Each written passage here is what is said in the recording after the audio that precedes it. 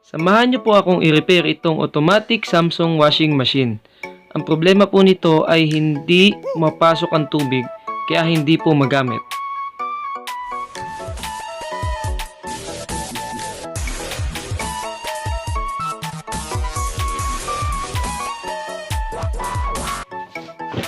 Yan guys, tuturo ko naman kung paano pagtanggal ng solenoid valve.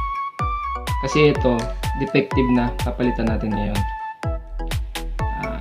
Kailangan nyo lang medyo itulak itong mga nandito sa ibabaw, yung 4. Kita nyo po yung 4 na parang ngipin.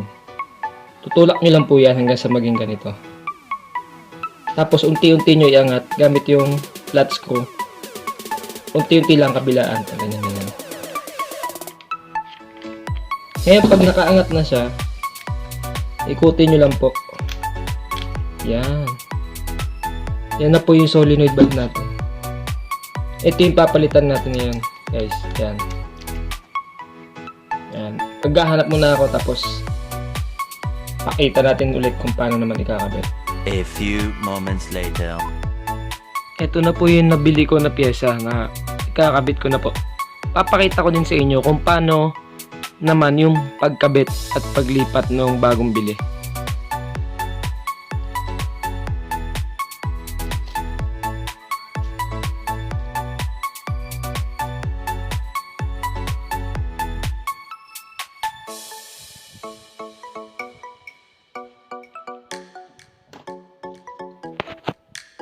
Sa pagtanggal po, gumamit lang ng maliit na flat screw at sikwatin paangat para umangat yung ating solenoid valve.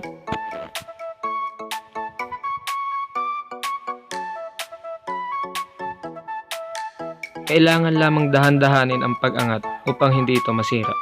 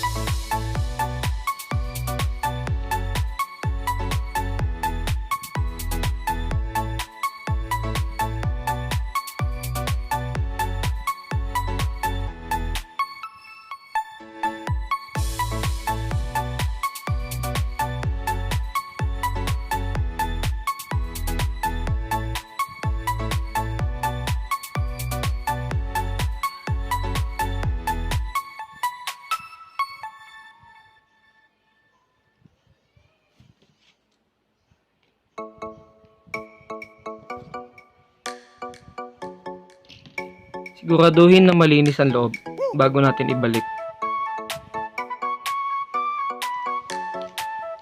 Pwede na natin ikabit ang solenoid valve sa kanyang housing assembly.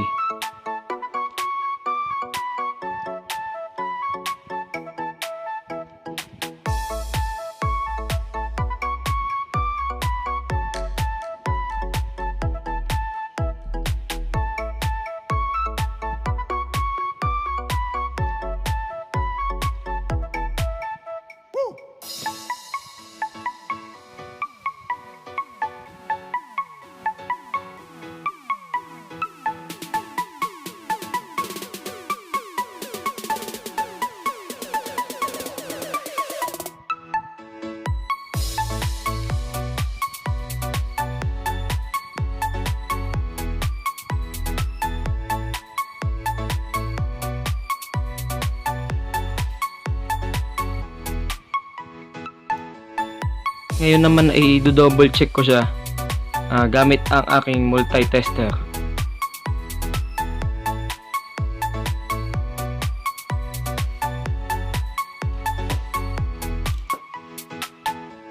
I-visual check ko na din para malaman kung meron pang mga duming naiwan.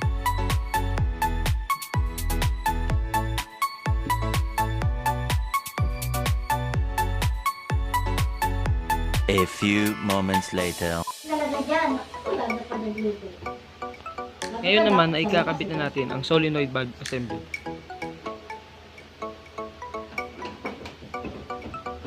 Pwede mo buhatin doon. Gusto mo daw? Hindi, okay na dito yun. Okay na? Kasi na-extension naman. Electric fan tayo. Meron ka palang tutorial.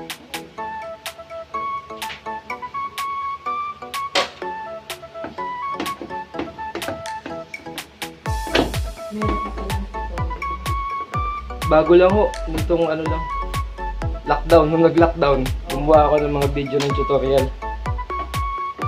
Kaya din nung naglagay ako dyan ng ano, ng repair, kasi nung yung sinimulan ko, may mga gamit lang ako sa bahay yung pinag-repair ko, ginawa ko ng tutorial. Eh naubos na eh.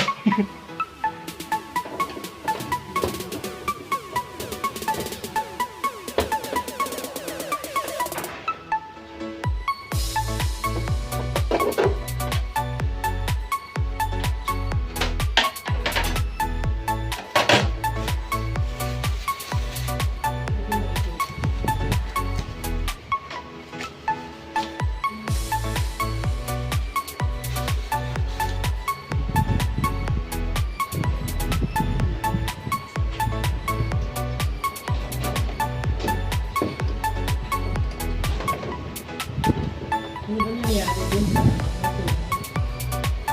Di yung sa katagalan na ho yun, talagang bumigay na.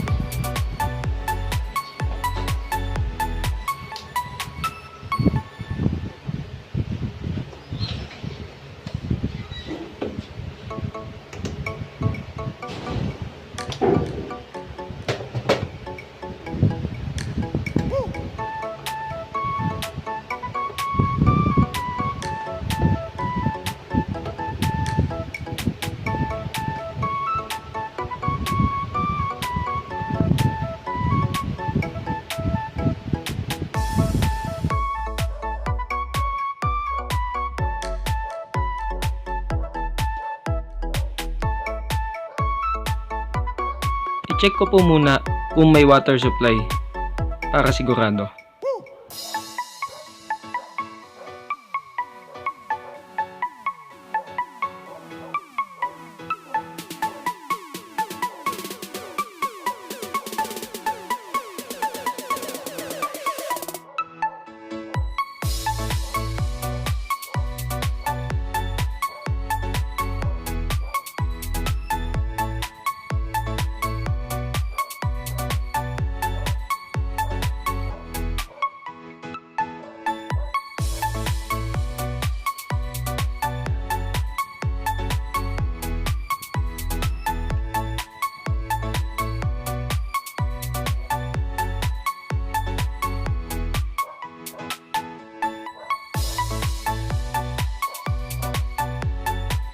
Saksak na natin ang power plug sa power outlet.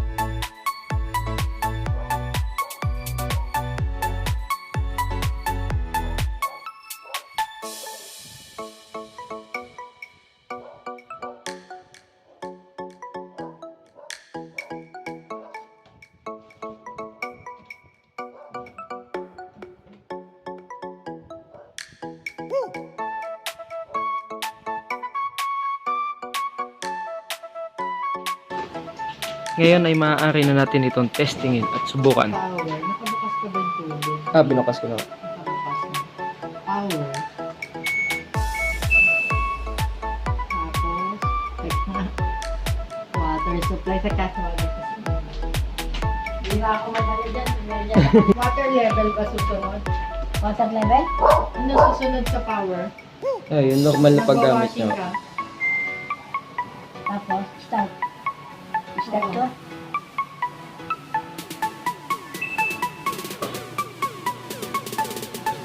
Ayun. Sabi ko na? Yan na, yun na yung tubig. Wala pa yun eh. Ay, yun pala yun. Bakit kasi nasira? Overheat? Sa tagal na ho yun. Kaya may lumalabas. Kasi 4 dami years. rin ang gumagamit. 4 years pa lang yan? Yun pala yun. Hmm. Ano yung sabi ni Mang Nick? Ano, ayaw niya pa kailan. Kasi sa electronics. Electrician na tinawag namin. Hmm. Kasi dati na yun. Dati na kasi yun, electrician, water supply na. Oo. Paano may stop na yun? Ilagyan na natin ang galit. Pwede. Pwede na. Oo. Takip na lang naman po. Pagdating na lang ng boys, saka natin pa ano, habang trial pa kasi yan. Trial pa ba? Trial pa ba yan? Oo, okay Yes, na yan. okay na po yun. Okay na yan. Pag nagka-problema, tawagin nyo lang po. Nandiyan lang ang konti. Taas na natin. Pero okay na yun. Salangan mo na din. Mga tuwalya.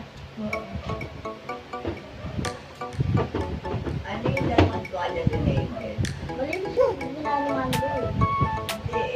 Pinasampay ko ng gano'n para matuyo agad. Ay, dyan. Oo. Ewan kung ano ginamit ka sa akin. Ah, pwede bang gawin to?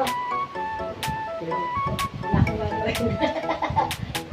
Meron mamaya, maya pa naman. Hindi pwede bang maiwanan kung ano. Yung dun sa dulo, pagpapagawa ng aircon. Pwede naman sa spare na oras mo na. Ay, pag tumutulong, marunong ka. Marunong ka. Hindi? Pag tumutulong ito, marunong ka. Sabi niya. Ay, madumi po yun.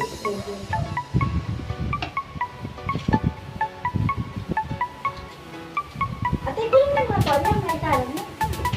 Kaya lang.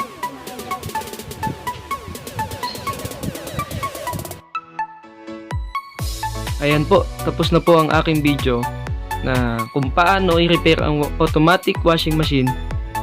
Ang sira niya ay hindi pumapasok yung tubig.